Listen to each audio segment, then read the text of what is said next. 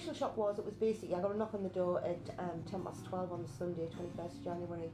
We got a phone call and said, put your TV on. Put the TV on. Top right hand corner was British soldier killed, 5 injured. I thought, oh my God. But I've never heard from Michael. Janice Murray's son was killed by a roadside bomb 5 days into his tour of duty in 2007. Private Michael Tench was just 18. So I ran into the dining room to put the computer on, and the logo came up, obviously for the Bugle, and we used to click on that to get into their area to find out information if we were ever feeling anxious or worried or concerned. And then my husband had said, John, there's 2 women come to the door.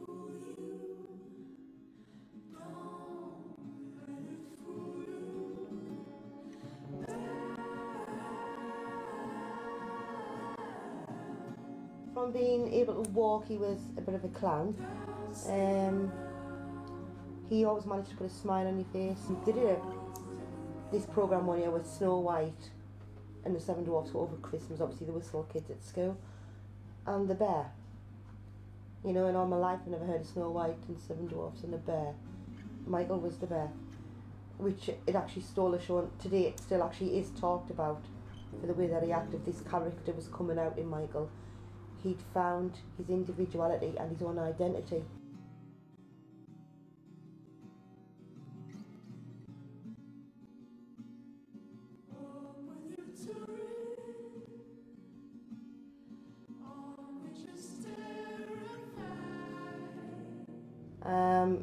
And always grew up as wanting to be a policeman. From preschool, nursery, all of that, always wanted to be a policeman. Unfortunately enough, it was Mother's Day. Stacks of yellow daffodils, so Michael decided to put the bike down, get across, and took this bunch of daffodils to come back for Mother's Day. Policeman stopped him, obviously because in the eyes of the law it was thieving, it was stealing. Brought him back home, basically took his name and address and, you know, give him a warning, basically, you know, at such a young age. And then that was it, there was no more police. That was 6, and when he got to 7 it was like he wanted army outfits. He was army daft, totally army daft.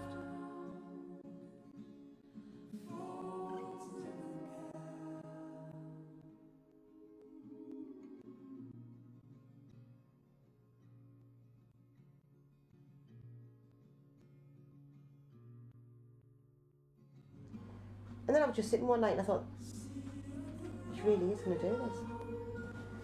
He is really going to do this. So I don't know if it was my fear then of being used to having something attached so long. It was actually gone. I thought, God, he is really grown up. He is starting to grow up. We went down, we sat and talked to Bruce, who was the sergeant and recruiting officer at the time. I sent him down with tracksuit on, and how we were going about at the time, with the tracksuit bottoms tucked in the socks. Like, what can I wear? Just wear them, that's fine, because you're going to go wearing a uniform, so it doesn't really make any difference what you go down like. You ain't going to be in civvy clothes, you're actually going to be in a uniform. So that's how I sent him down to an interview, known for a fine fact. You just don't go to an interview like that. You know, but 3 times your mother does this to you and gives you the wrong date, changes your time, does everything, sends you down with a track, you untucked in your socks. I mean, you just don't do that, but yeah, I did. And that was because I think I'd grown that much with Michael attached to my side, and then he cut the penny string, so I was basically starting to get lost at that point because I didn't have this kid nagging 24/7.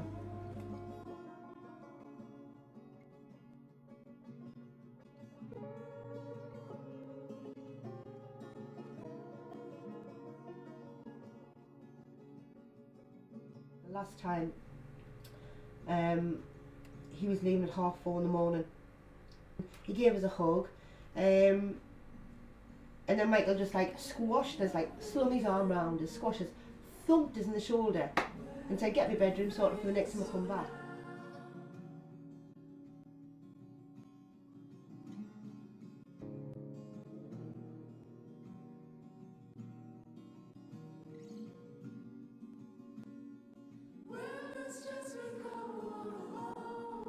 His first phone call was very I don't know, dubious, strange. The second phone call I received, I don't know, it was if he was saying, I ain't coming back.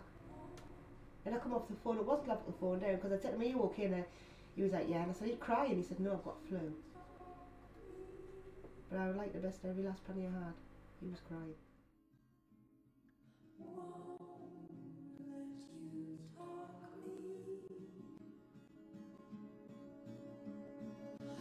Take more and more think about this phone call, the second phone call in particular.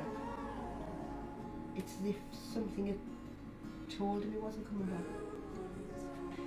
We put the TV up and it had like 1 British soldier killed, 5 injured. And then there was these 2 women, 2 very tall women with long hair, just dressed as I am. 12:10 knocked at the door, and what she said was, I'm here to inform you that this is your son. But my husband said within split seconds, I took a leap and a dive to a 2-seater settee, and he said, the only way he can describe, which he still describes it today, is he said, you locked yourself in like a baby in the womb. He said you had your arms attached right around your legs and you huddled into this ball but wouldn't let anybody in and let this almighty scream out. And at this time I'm like, what the hell's happening? What's going on here? You know, my son's being killed. She's telling my son's being killed. I'm watching on TV and nobody can tell us how or why. So I said, can you tell me the condition of my son? Has he got 2 arms, 2 legs and a head? How has he died then? And then they said that he took the full impact of a bomb. They said it did. Penetrated the right side of the trooper. Went up through the wheel area. And the first impact, it took one of the lads off who was sitting directly, Michael, took the leg off him. And obviously gone through Michael on the left hand side and released him, like, just literally took, well, shredded his body really.